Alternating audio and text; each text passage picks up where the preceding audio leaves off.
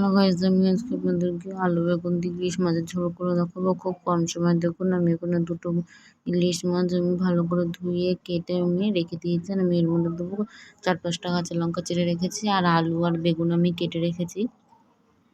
আমি আলু বেগুন দিয়ে করব। এবার আমি এর মধ্যে দেবো কালো জিরে, ধনের গুঁড়ো, জিরের গুঁড়ো, নুন, হলুদের গুঁড়ো, শুকনো লঙ্কার গুঁড়ো, এই কটা উপকরণ দিয়ে আমি করবো। তো চলুন প্রথমে আমি কড়াইটা বসিয়ে নিলাম। আমার কড়াই গরম হয়ে গেলে এবার আমি এর মধ্যে সর্ষের তেল দিয়ে দেবো। দেখুন আমি সর্ষের তেল দিয়ে দিয়েছি। আমার কড়াইটা গরম হতে থাক, ততক্ষণে আমি ইলিশ মাছের মধ্যে আমি একটু নুন আর হলুদ মাখিয়ে রাখলাম। দেখুন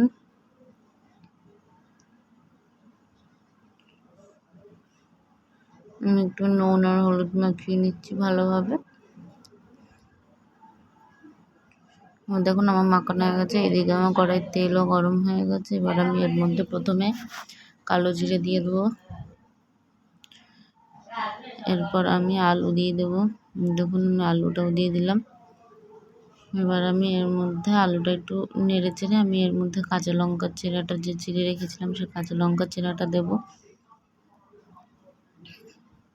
দিয়ে আমি একটু ভাজা ভাজা করে আমি এর মধ্যে বেগুনগুলো দিয়ে দেবো। দেখুন আমি এবার এর মধ্যে বেগুনগুলো দিয়ে দিচ্ছি। আমার বেগুনগুলো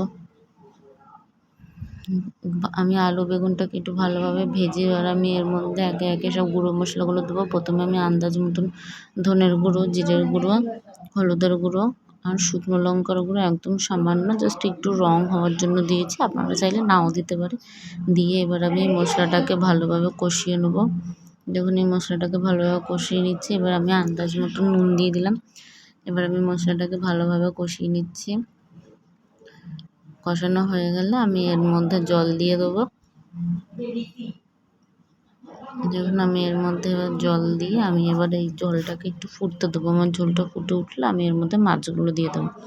দেখুন আমার ঝোলটা ফুটে উঠেছে। এবার আমি এর মধ্যে একে একে ওই কাঁচা ইলিশ মাছগুলো দেবো। আমি কিন্তু এখানে ইলিশ মাছগুলো ভেজে রান্না করিনি, আমি কাঁচা ইলিশ মাছগুলো দিয়ে দিয়েছি। একবার এরমভাবে খেয়ে দেখবেন, আশা করি আপনাদের ভালো লাগবে। আমি মাছগুলো দিয়ে কিছুক্ষণের জন্য ঢাকা দিয়ে নিয়েছি যাতে আমার মাছগুলো সেদ্ধ হয়ে যায়। দেখুন আমি ঢাকনাটা খুলে দিলাম, আমার মাছগুলোও সেদ্ধ হয়ে গেছে, আমার ঝোলটাও রেডি হয়ে গেছে। এবার আমি এটা নামিয়ে নেবো। নামানোর আগে ওপর দিয়ে একটু কাঁচা সর্ষের তেল দিয়ে আমি নামিয়ে নেব। দেখুন আমি কাঁচা সর্ষের তেল দিয়ে আমি নামিয়ে নিয়েছি। আমার নামানো হয়ে গেছে। আপনারা এরকমভাবে বাড়িতে খেয়ে দেখতে পারেন, যদি ভালো লাগে অবশ্যই আমাকে কমেন্ট করে জানাবেন। সবাই তো ইলিশ মাছের সর্ষে বাটা, সর্ষে পোস্ত খান, এরকমভাবে একবার খেয়ে দেখুন, আশা করি ভালো লাগবে।